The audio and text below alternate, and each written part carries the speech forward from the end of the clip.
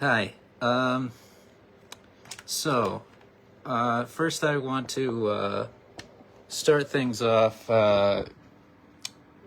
drawing our attention to recent local developments, which are not the most pleasant, unfortunately, but hopefully prompt some sort of communal response, building upon the one that there already is. I would have dropped this sooner via our socials, but we weren't the most communicative this past week because of various things that have come up, as well as just the same general diversions we've been taking, focusing our energy elsewhere. Not out of spite for this product or for the people that consume it by any means, just to focus our creative energy in a different outlet to sort of reset ourselves. It doesn't help that this topic has not been the most stimulating to talk about throughout most of this summer, but when things have come up, we've had our fun with it. But hold on, let me find the hold on.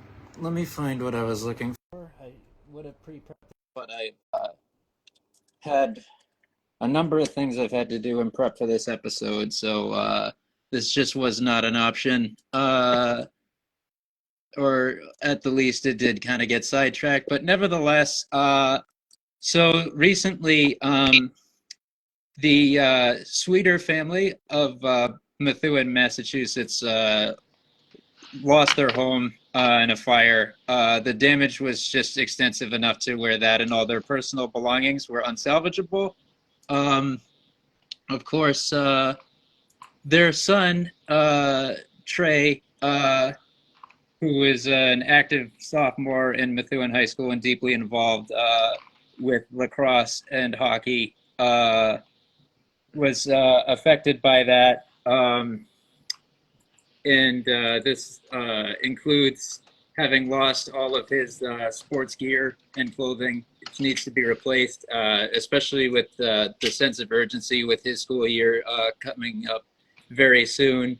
It's just very sad situation overall. It's good to see that there was some initiative taken on this, as based off of accounts from people who know them. These people are, this family, they're the last to ever ask for help. So it's good to see that there's been some response, but we want to do our part in promoting that also. So I will drop the link for their GoFundMe to get themselves back on their feet in just a moment. Just need to pull the page back up in my window here to have the comment section accessible. There we go. This needs to process. Good. Okay. So yeah, one of the, just another headline that's been, a difficult confrontation for the community of the sport in the town that is in a town that's very essential to our personal backgrounds, as well as the early formation of various creative projects, including this one, as well as my efforts in assisting in hockey spheres in whatever capacity I have, being in participating in it.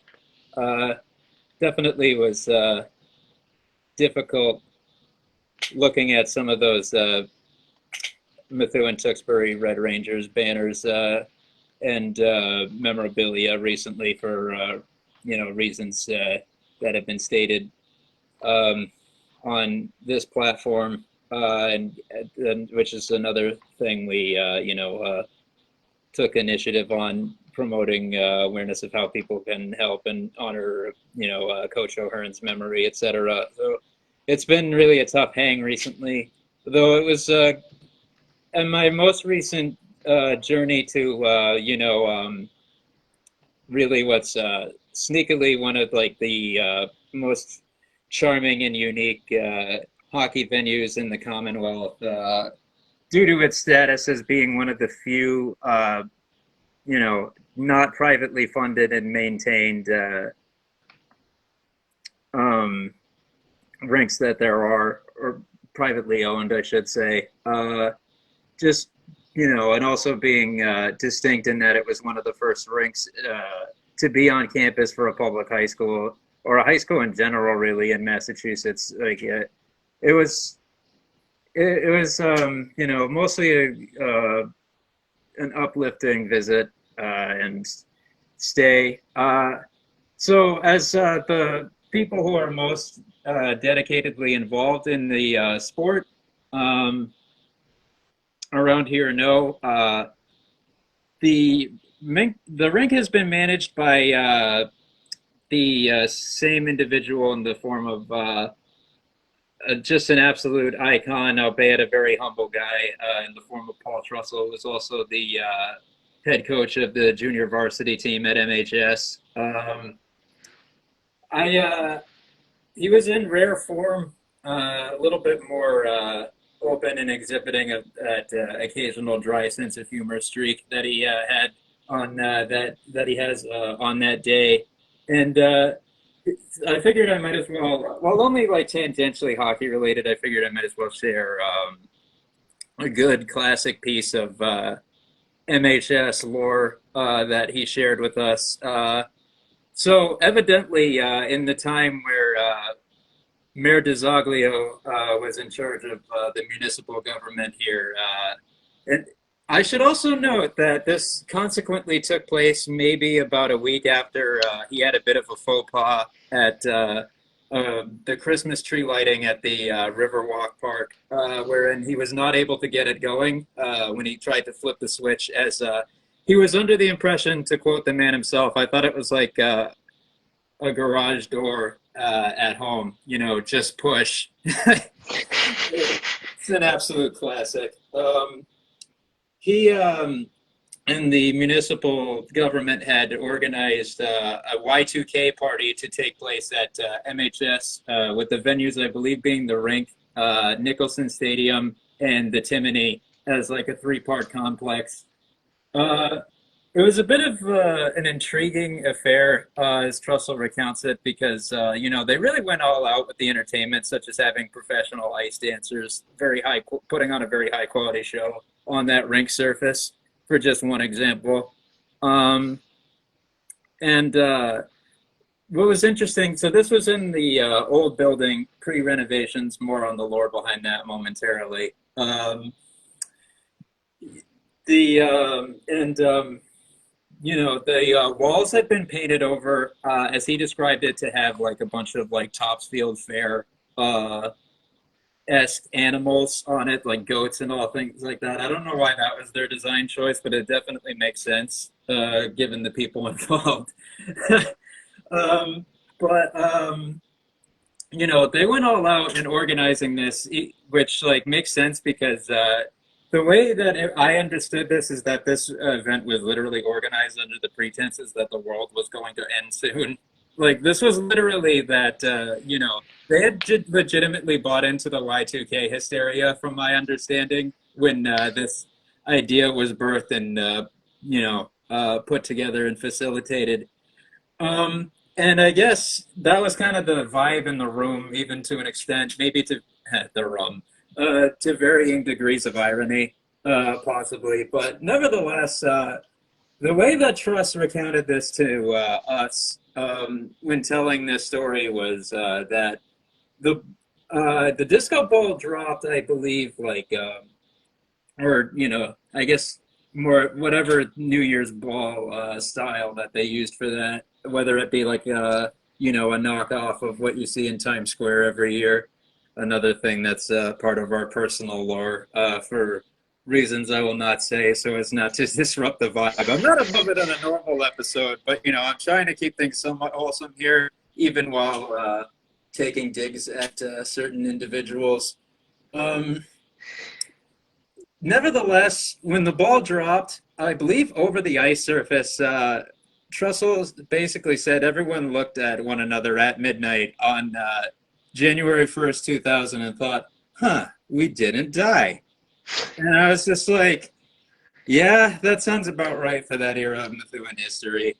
And yeah, that's my local tidbit for today.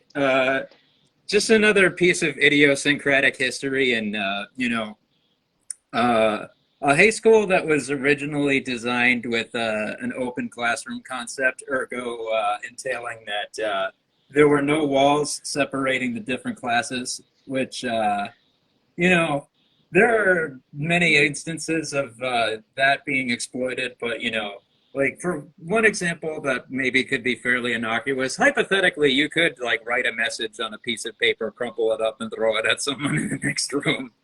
Uh, for just one example of how that could be utilized.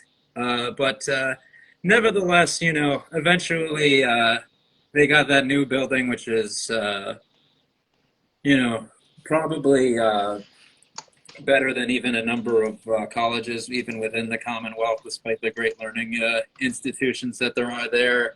New media center, new cafeteria, uh, walls in every separating every classroom. Uh, from what I understand, every student gets an iPad now. Um, so, Yeah. this is a throwback to the way things were uh, for many, many years at our public high school. Um, but yeah, I couldn't think of a better way to kick things off than that, no matter how indirect of a relation that there is to our usual subject matter here. Um, but in any event, before I dive into another regionally appropriate and relevant thing uh, that I wanted to discuss as our main topic this week, uh, I will give a recap of the what's kind of transpired in the last week, which is basically like limited to, well, yeah, I mean, I guess really the only thing to talk about meaningfully, because it certainly isn't anything NHL transaction related, is, you know, uh, the events that transpired in the Hlinka-Gretzky Cup, which of course was hosted on the Euro side this year, with the Czech Republic and Slovakia being dual hosts in the traditional trade-off that happens between them and Edmonton, Alberta. Uh, but yeah, as we know now, the United States captured only their second gold medal in the history of the tournament, which, you know, I think that it's like, I think that it's one of those instances where it's a consequential victory. The dismissiveness of like different fans as this having been an empty achievement really doesn't make sense to me, because I mean, even TSN's own commentators said this: the U.S. is the only country that participates in that tournament that does not have access to the full breadth of their U18 talent due to the lack of availability of US NTDP players due to insurance issues.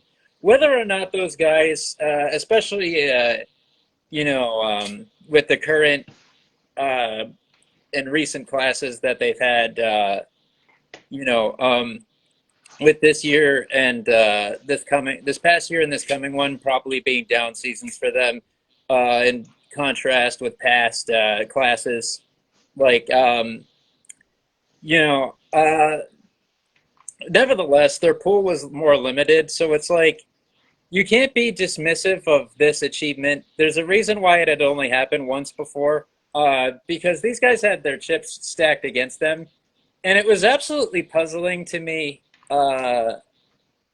just seeing that sort of rhetoric occurring. Um, the one thing I will say is that I think there's maybe merit to the notion that this could, we could see an augmentation of the, um, American prospect pool making more utilization of the CHL as a dev path when you consider the impact of OHL and WHL players on this victory. But at the same time, I think that, you know, we can't be dismissive of what USHL players chipped in on this as, a league that's still relevant in the dev context and still producing draft picks. It's not going to go away. Like, it's going to be relevant still. And we saw that as a further demonstration with these guys punching above their weight in the nominal sense anyways. Blake Zelensky was one of the best players at this tournament and led the USA team in points at this tournament as a guy who spent most of last season with the Des Moines Buccaneers. Jack Hextall, of course, plays for the Youngstown Phantoms, and he was right there behind him. I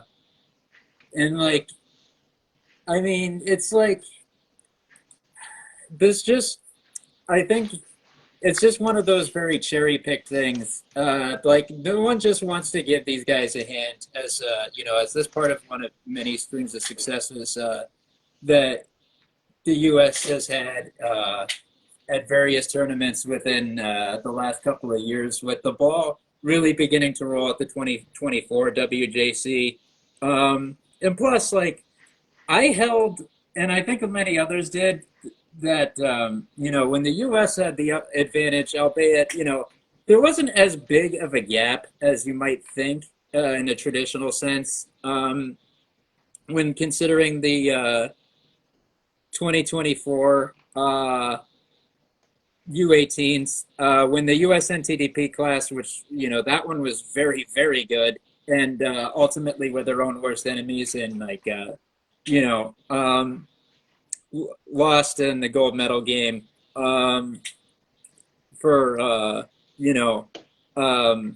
reasons that effectively tie to them being victims of their own hubris primarily, which is kind of ironic considering, that was Sweden's biggest problem, as I've caught up on what really went down. I didn't get to watch as much action this year as I did last. So basically today I've been digesting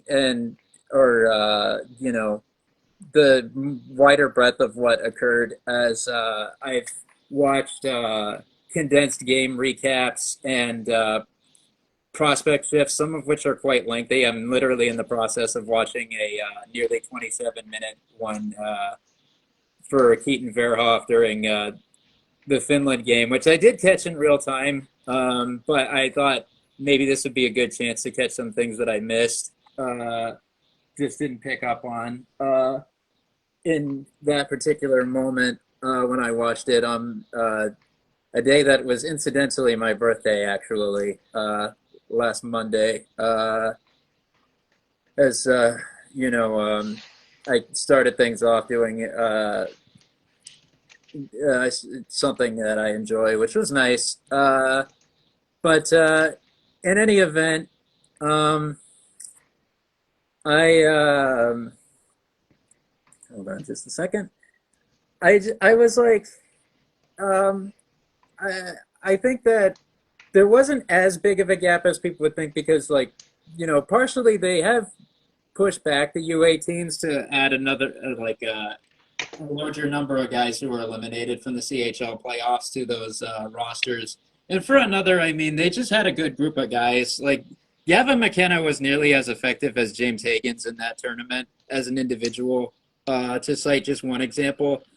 But nevertheless, the U.S. was the better team, and they blew it, and I hold them accountable for that. And when you consider that Canada, despite putting together a respectable comeback effort, when they went down 3-1 in the semifinal against the U.S., the game really shouldn't even have been close. And while I think that, I do think that their goaltending situation,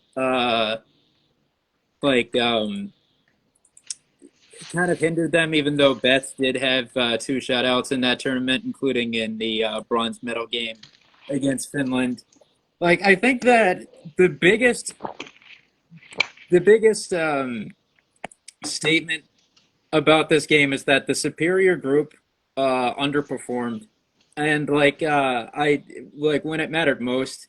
Anyways, you know, I I also will note that Betts seemingly like I don't like that the game went to a shootout. I'm not a big fan of uh the skills comp being such a determining factor, but like Betts getting just skewered on those, first few uh, shots faced in that shootout, just you know, um, was indicative of how compromised they were in that particular area.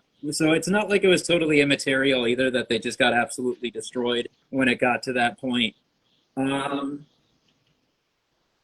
it's just like I think about this team that they had, captained, of course, by the guy who is my number one favorite prospect for this coming draft by orders of magnitude in the form of Keaton Veroff.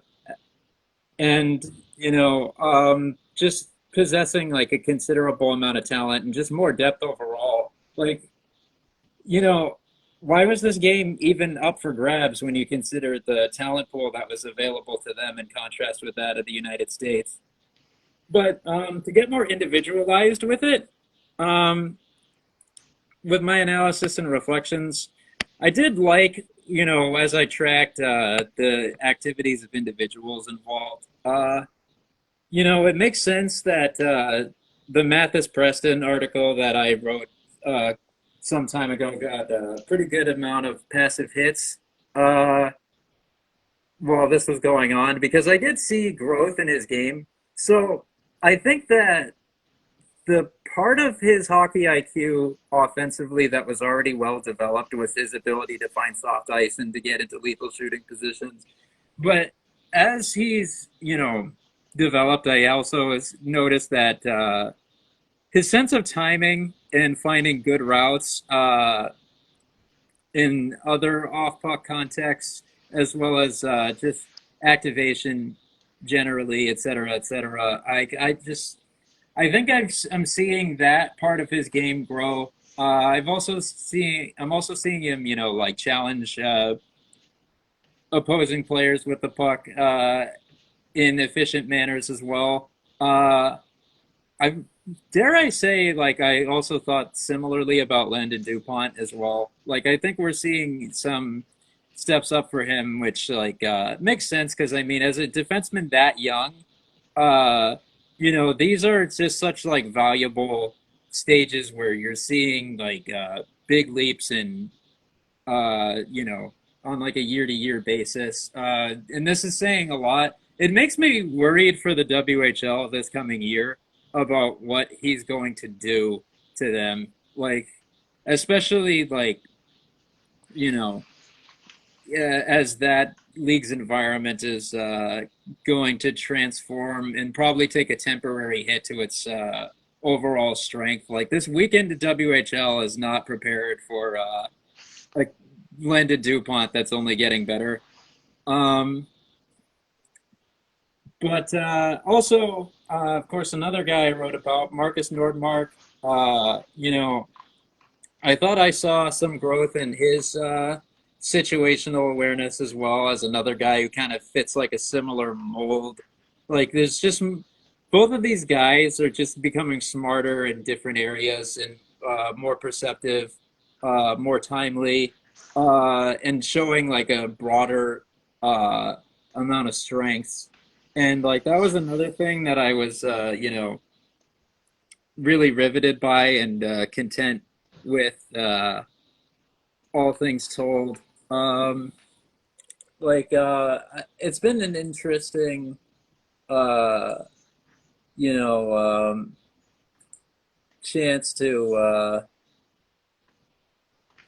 just see where guys are at this particular stage of their D zeros and D minus ones. Like even guys that I have tracked considerably already, like there's sample bias that goes into this. Like there's a reason why I think these like tournaments should not be taken as gospel in like the performance that they indicate. But like when you just see a change in habits and like an exhibition of strengths that are like atypical as opposed to these guys just like dicing an environment apart while like resting upon their laurels. That kind of is making me. That's one of those things where I kind of am raising my eyebrow a little bit because it's not just them like tapping into their uh, parts of their game that they can't typically use in a competitive environment just because it's more open. It's just like there's like a certain part of their mental game based off of like how I perceive them typically that they're just using that I don't usually see. And I think that's like interesting. I am maybe a little bit skeptical of this class again, considering like we were already let down about the depth of the 2025 class as it grew and got closer to time coming, and we have like even less expectations this time around, just going into it. But like I think it's like it's been like a satisfying like look to see where things are at. Like I feel differently about it than I did when watching the Hlinka last year. Like that was entertaining and got me excited, but it was not in the same way. There's something here that actually means something to me, and I thought that was pretty cool.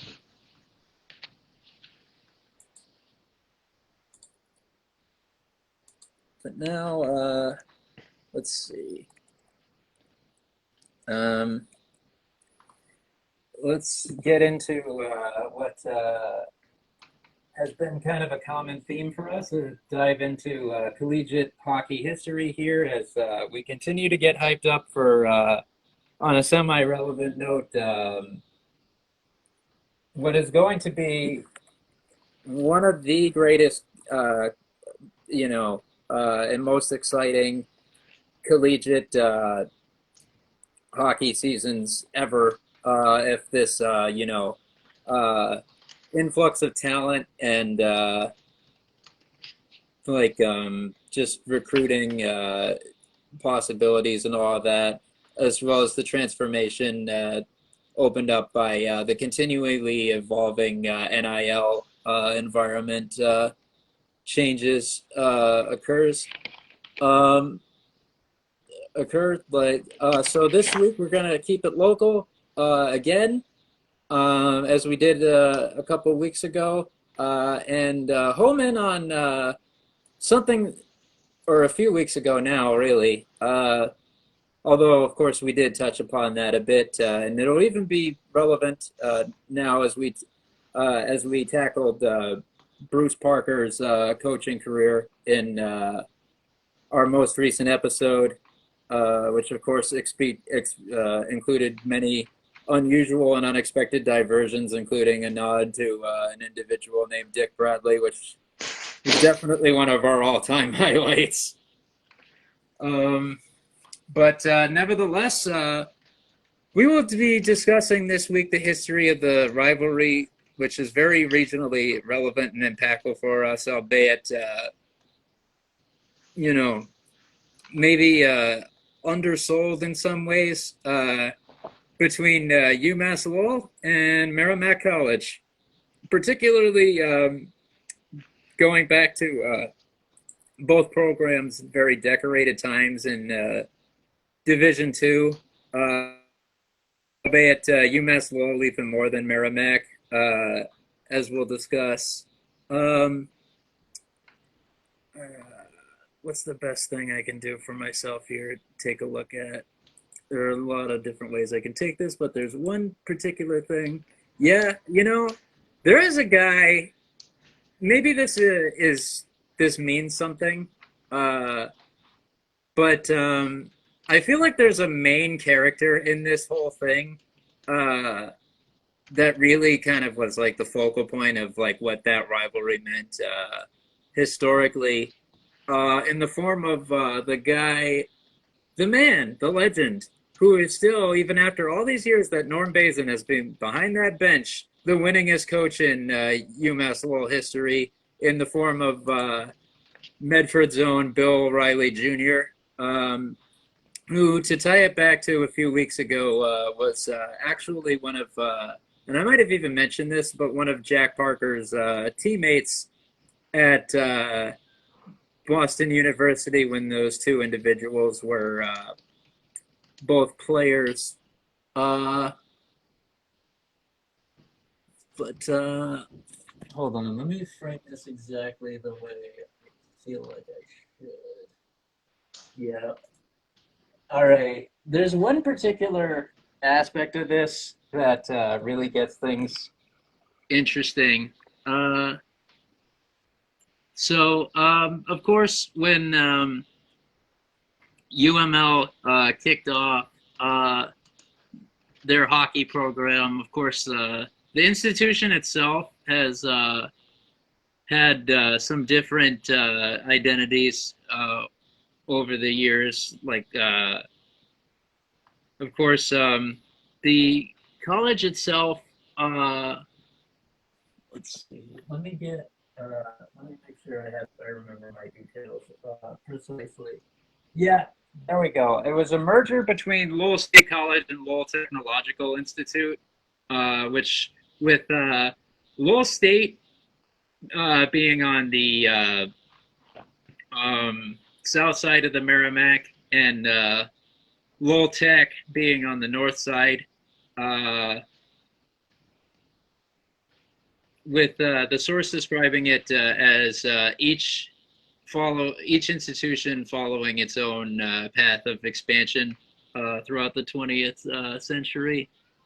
Um, of course, even further back, Lowell State College was known as the Lowell Normal School when it was first started in 1894, which I always thought was relatively amusing. Um, but of course, the merger, of course, was initially known as the University of Lowell, with the merger with the University of Massachusetts not occurring.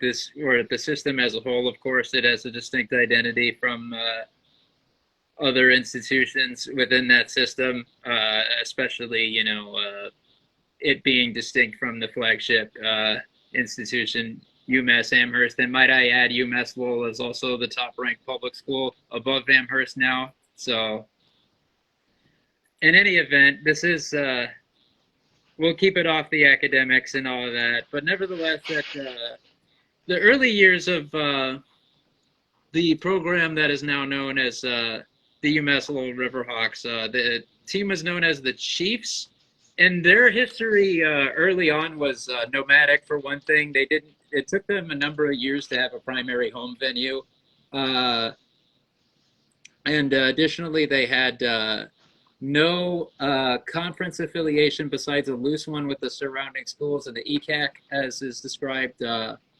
here. And now this is where we get really interesting. That's when we really, we identify how important that Bill Riley Jr. was to the formation of the program and what it became. By the mid-1970s, Riley had started to assemble the core of players who would head to UMass Lowell to their who would lead UMass Lowell to their first national championship. Tom Jacobs from Hudson, Mass. Dean Jenkins from Billerica, and of course a Canadian talent in the form of London, Ontario native, or at least London, Ontario born Craig McTavish, who of course would have a stint in a Lawrence jail later on, but let's not get into that.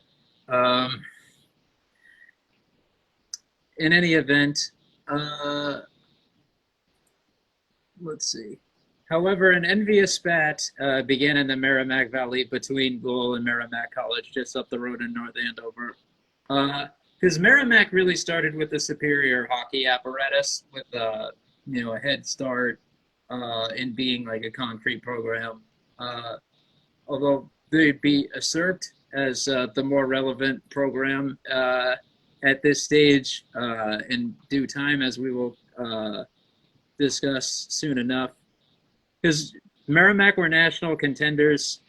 They had a rink that would be considered modern by the standards of the era, which is kind of funny when you consider the Lawler Arena's current reputation as having outdated amenities and overall infrastructure and just being very small.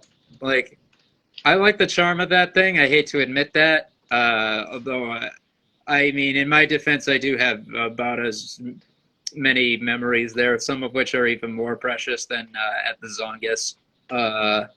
So there is that. But it's just the reality.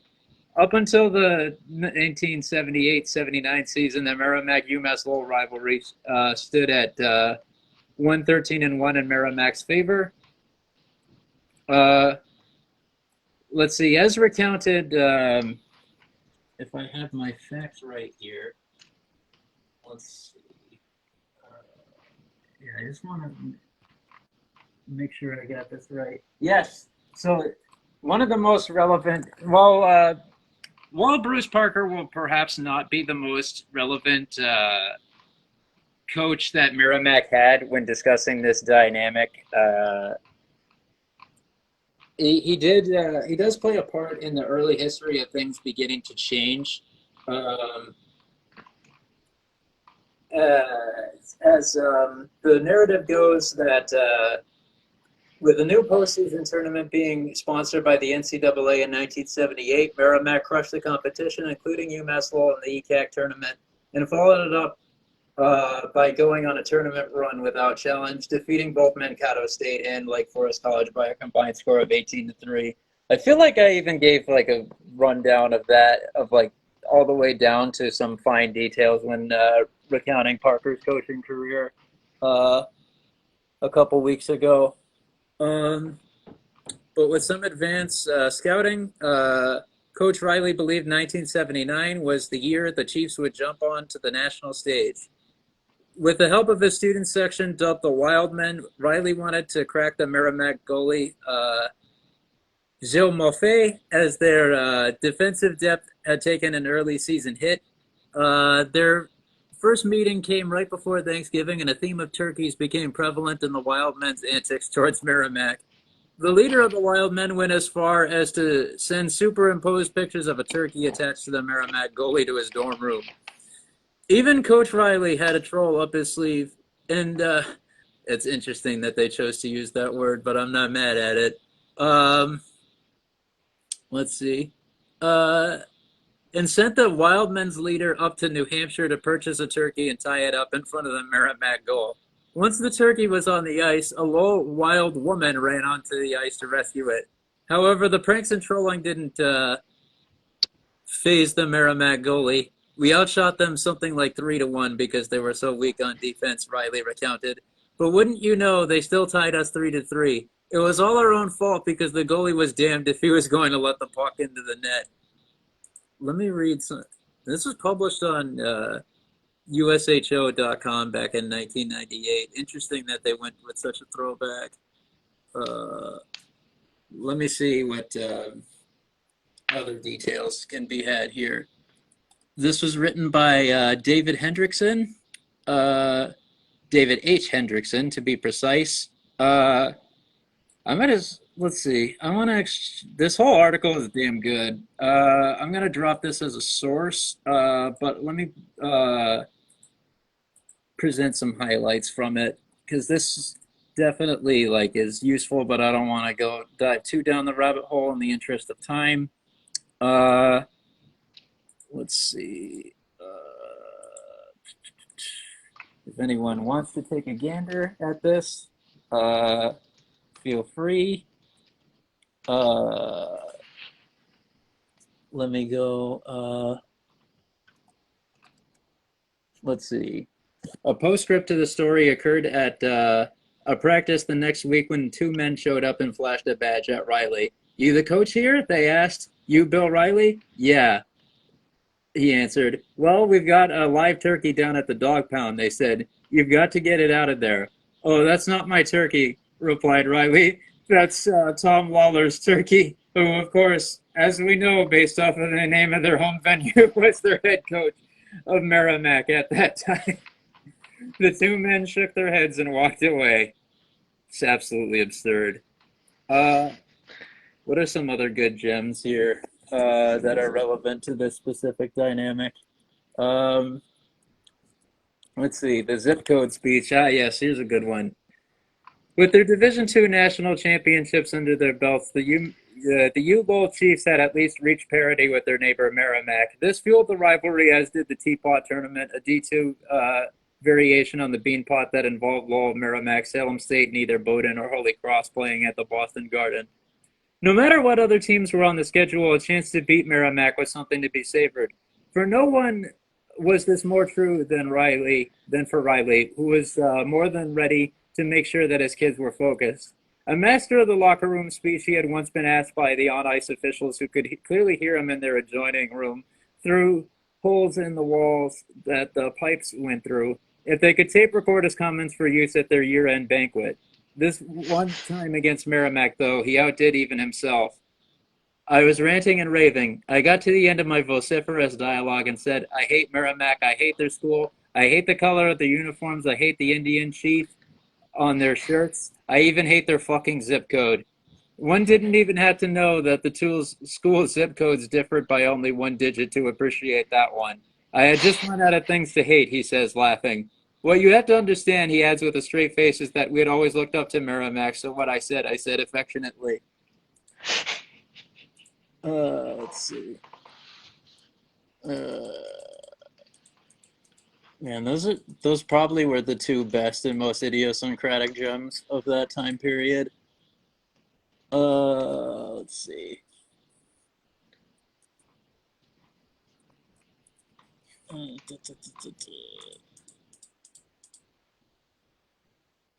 Let's see. Yeah, let's take a look here.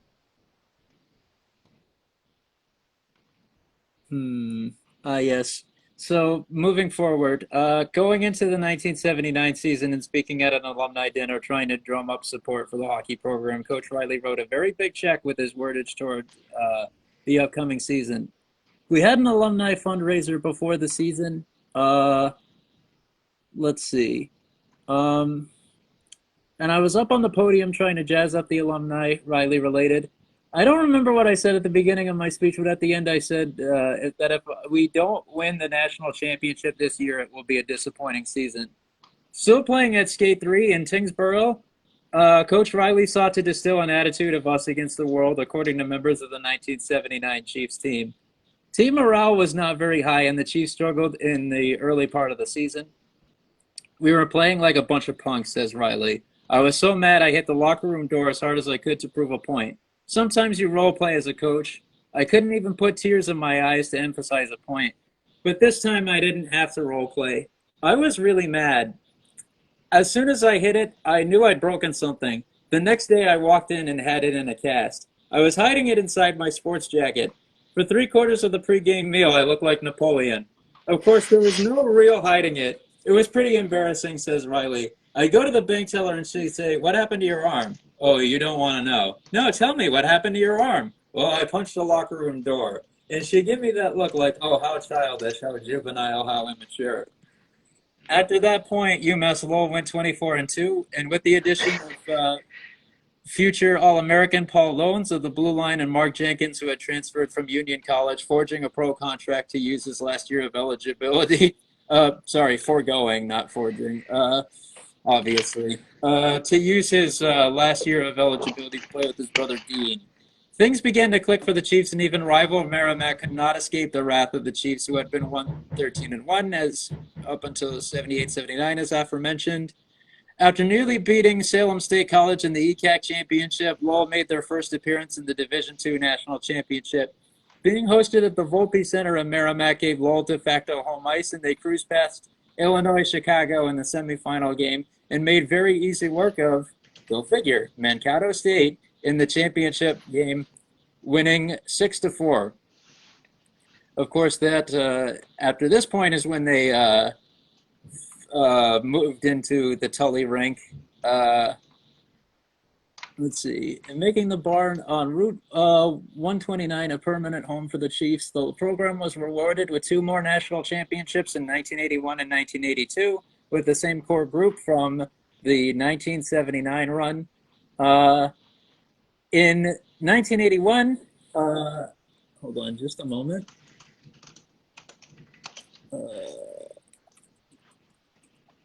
Yeah, I'm like fairly certain, but I want to verify something. Yeah, okay, no, never mind. What the hell? Whatever.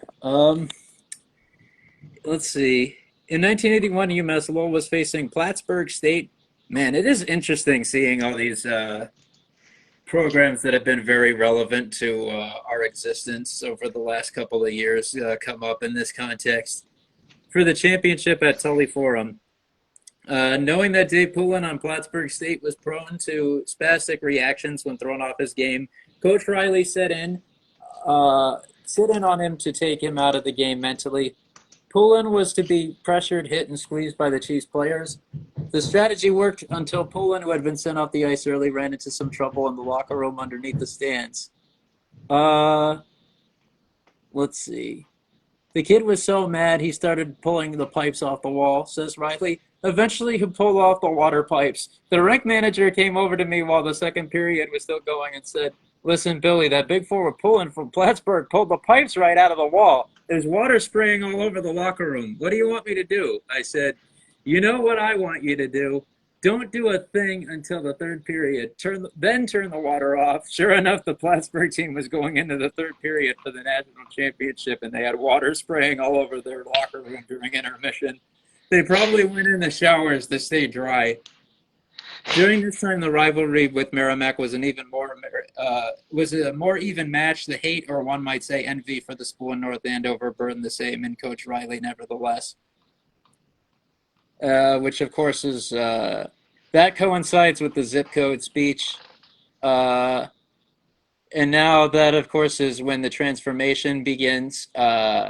After the 1983-84 season, Lowell pushed forward to Division I, and a new league was now forming in the area amongst the former ECAC schools. Although not all of these schools were keen on admitting Lowell to the newly formed union. Boston College, in particular, was no friend of Lowell.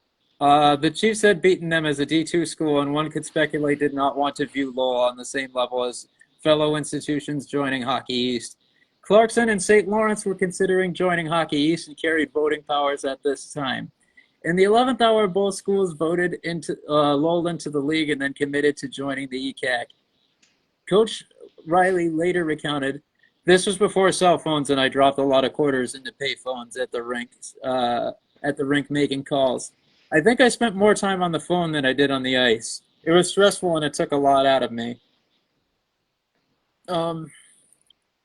Lowell's transition to Division I was led by the Chelmsford native and future NHL stalwart John Morris. Northeastern coach and gold medal winner Ben Smith gave Morris the nickname of Ghost.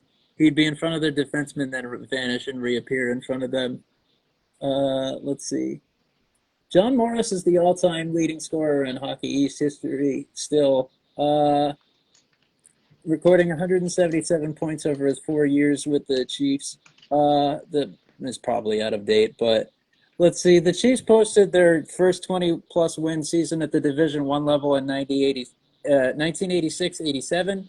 The following season, Lowell recorded another 20-plus win season and made their first appearance in the NCAA tournament, albeit bowing out to Wisconsin in the first round. The next 3 years, Lowell posted sub-500 records, and after the 1990-91 season, Riley decided to retire. There had been some friction between university administrators and Riley, and after 21 years of service to the university, Riley decided to step aside. At the time, there was an NCAA investigation into the program due to a pep talk between the second and third period of a game against Boston University. Jack Parker and Coach Riley, of course, were former teammates. While Lowell had sustained success against Boston College, beating Boston University had always been too tall of an ask for the Chiefs. Coach Riley decided to put his money where his mouth is with the boys.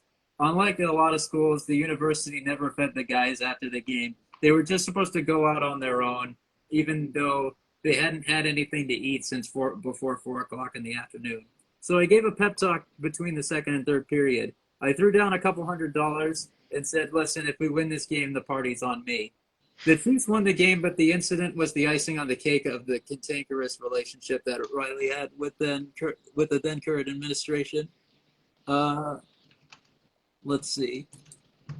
Let me get some further context here if I can.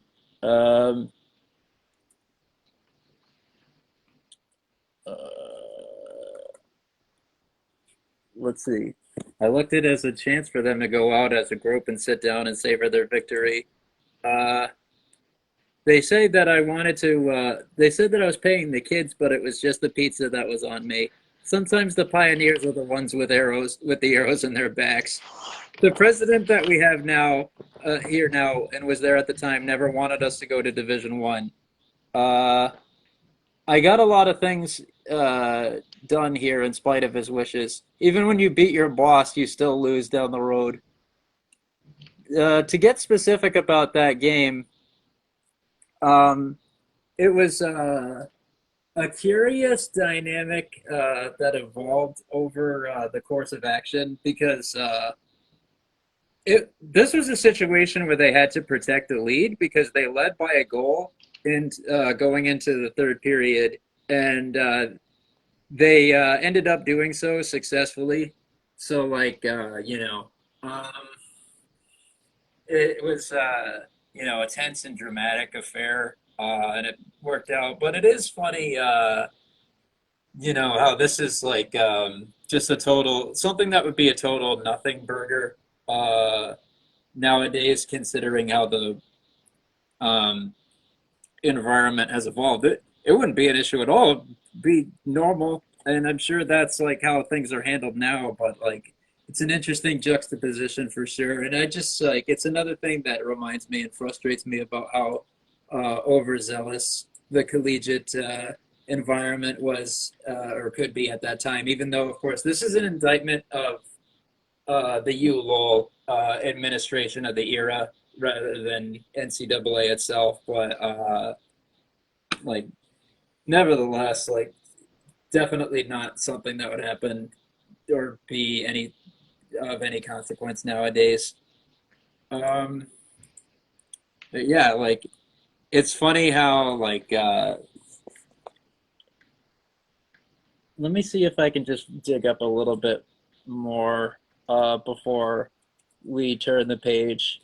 And not in the Bob Seger way, or the Metallica way for that matter. Let's see. We'll get some stats going, I guess. That's probably the best thing I can do to see how it stands in the all-time record. I think really it's interesting because, like, both of these programs ended up with national championships at the D2 level. But for Merrimack College, this was a one-off, with them only having won it in that 78 campaign in Tom Lawler's first year as he had succeeded Parker at that point. I was slightly off there because now I remember.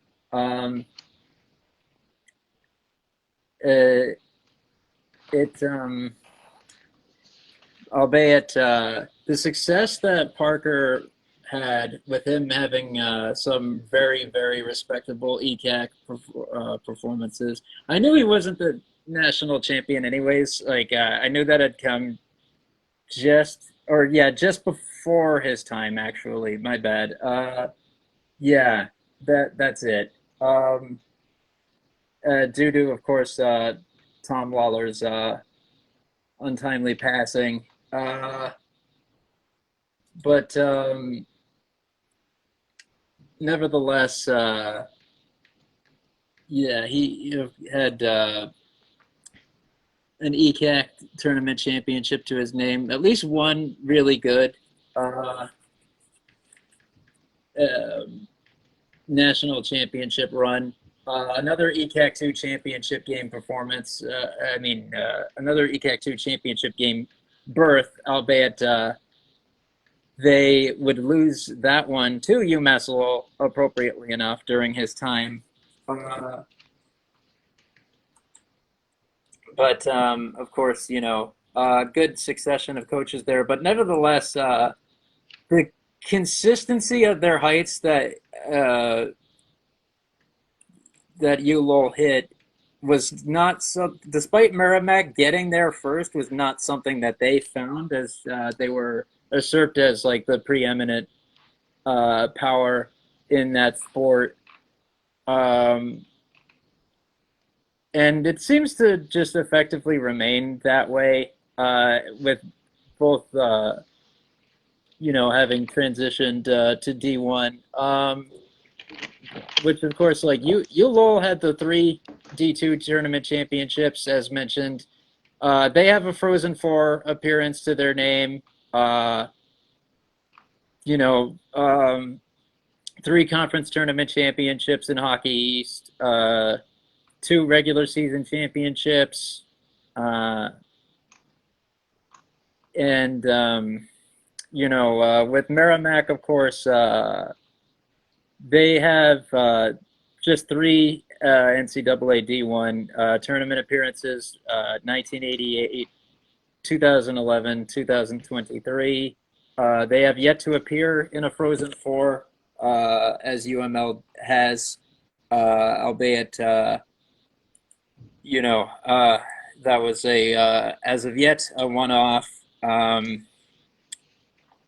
They have yet to capture any Hockey East Conference hardware, and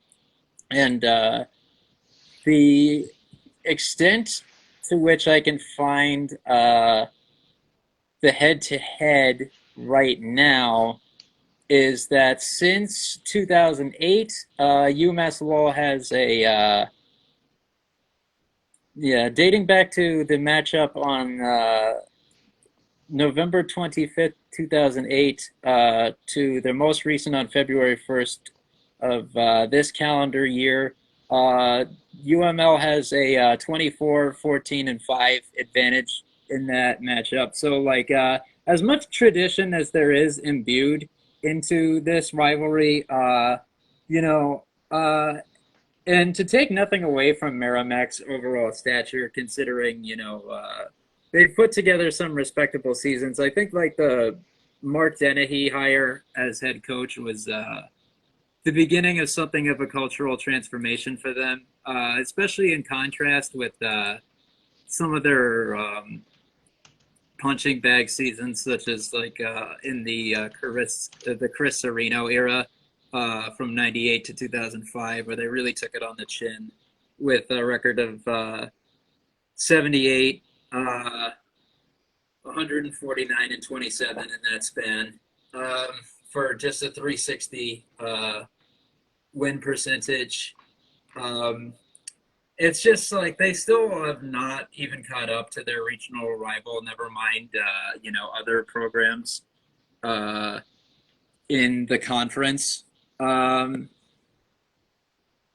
for the record, the record for career wins is held by Ron Anderson, who was there from 1983 to 1998. Albeit he hovers just over 500 at 254, 253, and 24, and below 500 when you bake in the effect of ties. course, to this date, Tom Lawler still has the best win percentage at 609 with 218 career victories. Bruce Parker's 5 years,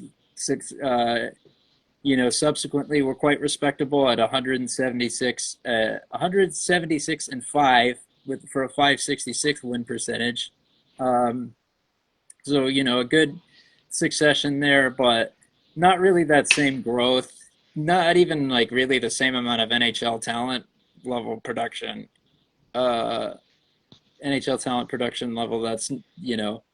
But they've turned a bit of a corner, and they've even had some good rosters that have just underachieved in recent memory, as we've kind of discussed in the past. We've had high expectations for them, and then they just didn't live up to them. But yeah, I mean, it's clear that there is like, if this were to be like, you know, um, a cinematic universe of sorts, it's pretty clear that Bill Riley was the main character for all those years.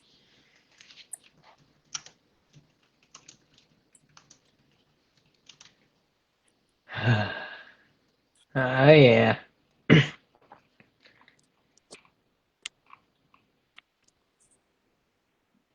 Yeah, I've really enjoyed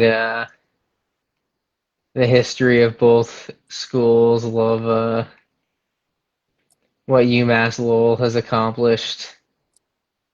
It's definitely been a fun rivalry. Yeah, it's like it's just it's a good throwback, to just like that underhanded, chaotic nature of the sport at large in that time period. Like uh, what a far cry that was, to nowadays, where like Mikhail Yegorov, for an example, from the Battle of Kamav, coming out too early and for warm-ups and getting his team a bench penalty for it being like a big headline. Uh, like in contrast with like just this normalization of like these slap shot tier antics uh, in the collegiate hockey of the past, and it's like I do also like. It's funny though, like I wanted to think about how they were beating D1. UML was or U Lowell at the time, of course, was defeating D1 competition in their time in D2. It's like we've seen. It's not a total like throwback in a way that's like completely non-existent in um, this era, considering the famous UNLV Denver game from this past season. But it is like um, I mean, just with Division 2 having been whittled down and like ripped down to the studs with so few programs left at this point, and just the sole conference in that sport. Um, like in addition to the fact that these sort of like chances for demonstrations of competitive parity have become fewer, partially because of that, and partially because they're not scheduled very often, and they could also generally they are, you know, unlikely to occur. Not impossible. Like um, we've seen in the past, like U Sports teams defeat NCAA D1 comp within this millennium. It's not gone, but it does feel like a relic in some ways. Is this gonna lead us into our big finish? Yeah, and I will keep it thematically appropriate. Actually, because there's just this general assessment that I'm seeing of like you know uh, These incoming freshmen, or depending on your preferred terminology, frosh, to throw it back to a recent conversation we had that had our boy Matt involved to his entertainment. um, that I don't love. I feel like Porter Martone's PR has taken an absolute nosedive since being drafted by the Flyers. There's not a lot of excitement or a lot of praise for his recruitment at Mich State and you know, uh, as well as just not a lot of lauding for him uh, as like an incoming recruit, even despite how much good PR he had as um, a prospect for this draft, who was very consistently good throughout his junior career, which was lengthier than a lot of other draft picks. But that's not the main point. That's just one of the overarching things that this kind of relates to that have been frustrating for me. Oh yeah. Also, a quick shout out to tie it back to what we were discussing before, to um, Merrimack's D2 runner-up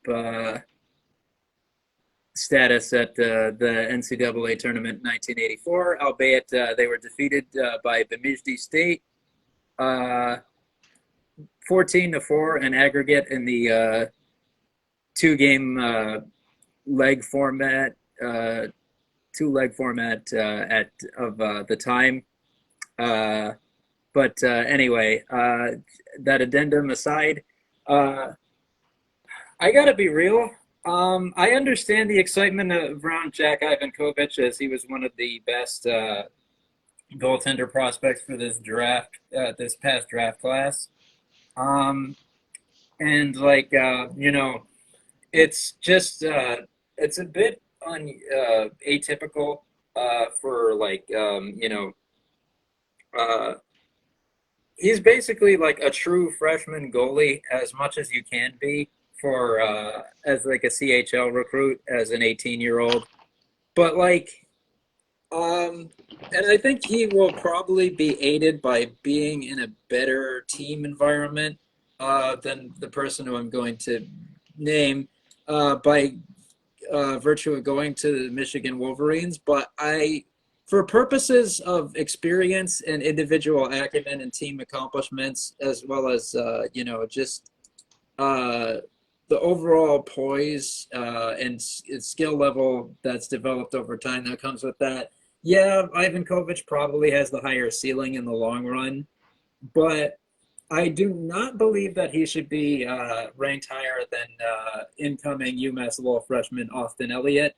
Um, Elliott is coming in here as a guy who aged out of junior, who had a terrific CHL career, who was good even if he wasn't a world beater, even when he was with the Saskatoon Blades. Um, and of course now has this ridiculous season to his name with the you know London Knights, in which he was very much a capable uh, part of their goaltender tandem with Alexei Medvedev during the regular season. Then, of course, went on to be the sole goalie throughout their entire postseason run.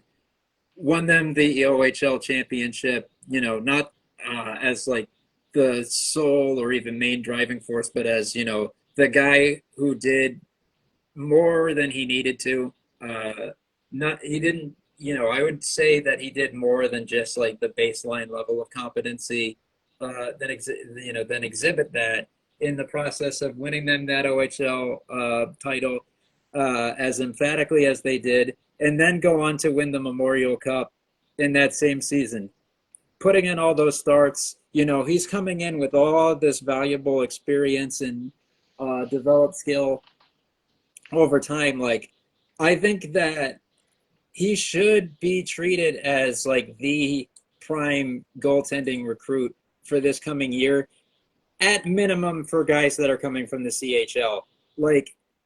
I know that I don't exactly have like the most impartial take here as someone who tracked his career and is now going to be tracking it even more intimately. But like, I feel like these things, these experiences, these like these accomplishments, this stage of dev path matters. And then when you like are weighing in like individual performances in terms of like team context, like I expect him to have like a better year as a player, even if his stat line in like the base context doesn't end up reflecting it when you consider what he'll have to work with.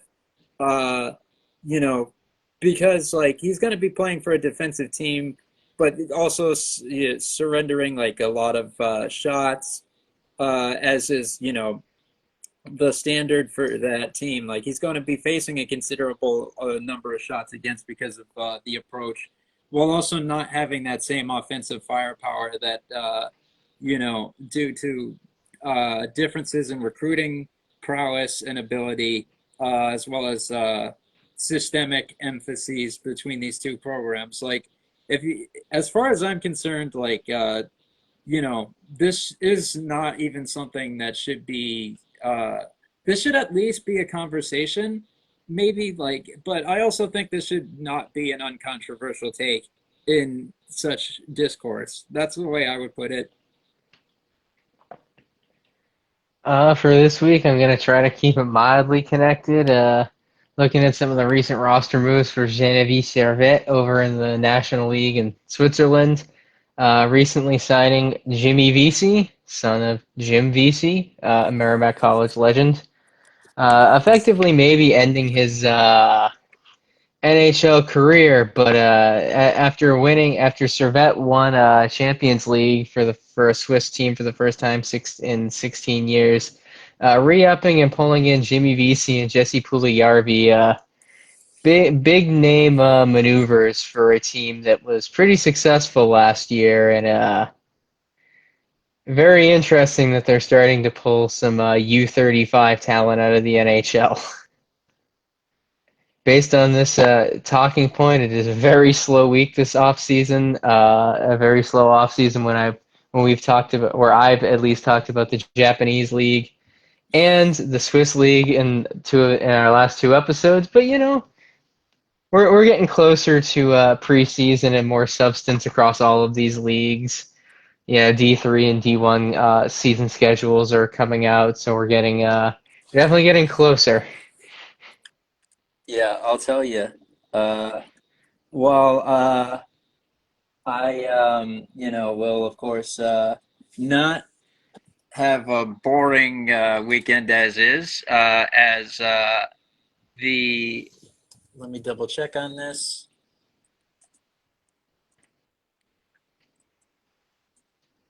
Yeah, let me see. So, alas, hold on. I think. Oh yeah, no, yeah. Okay, I thought so. Yeah. I have every intention actually to be at minimum. I will be making plenty of appearances if all goes well at the Zongus Center this year. Uh, but despite the fact that that stretch of time will not be dull for me, as literally the night before I will be seeing Deltron 3030 at Big Night Live in the North End. I have every intention to be at UMass Lowell's home opener on October 3rd against Merrimack, of course. Um, as things get underway there in something that I've had a lot of anticipation for quite some time now. Uh, and I intend to be as in the trenches for, this very good, very hyped up, hopefully lives up to expectations season uh, that we have coming up in NCAA D1. Uh, some visitors and some out of conference opponents this year for UML include a visit from defending national champions, Western Michigan, will be playing 2 games, including homecoming night on October 18th, Saturday. Let's see. Union College, that'll be a road game, as will their game against Rensselaer Polytechnical Institute. Let's see. Minnesota State will be their Cactus Cup opponent, as is tradition, along with St. Cloud State or Yale, depending on how that goes, if they even make it to the finals out in California.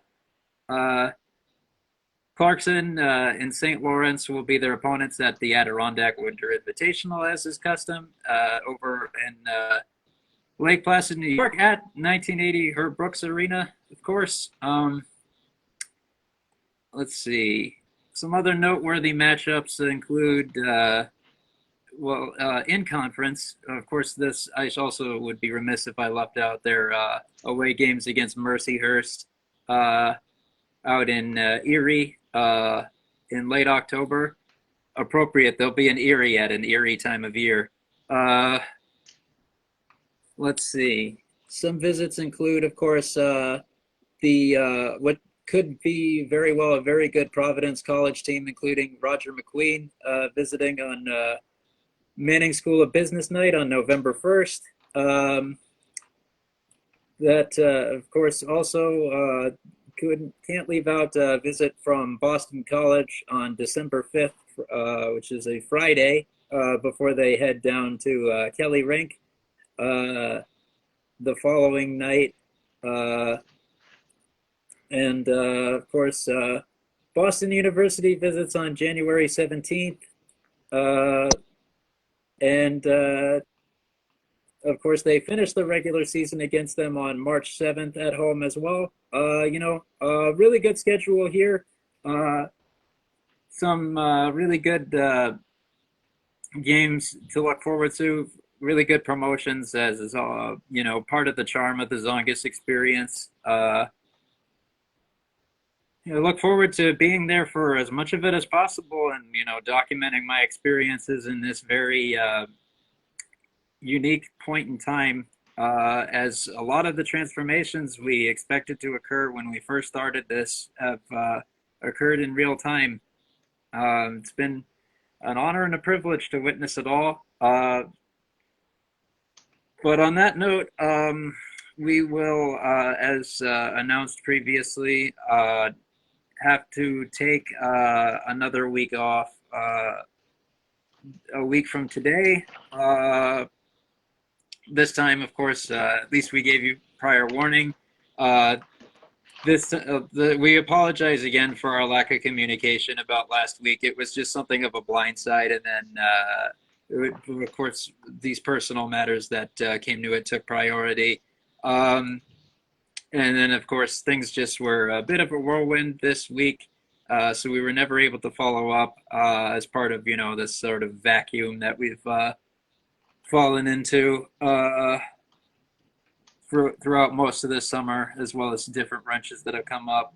But, we should be back at it again on September 7th, or rather the August 31st. I'm getting a little ahead of myself. And probably go down a similar path to this one.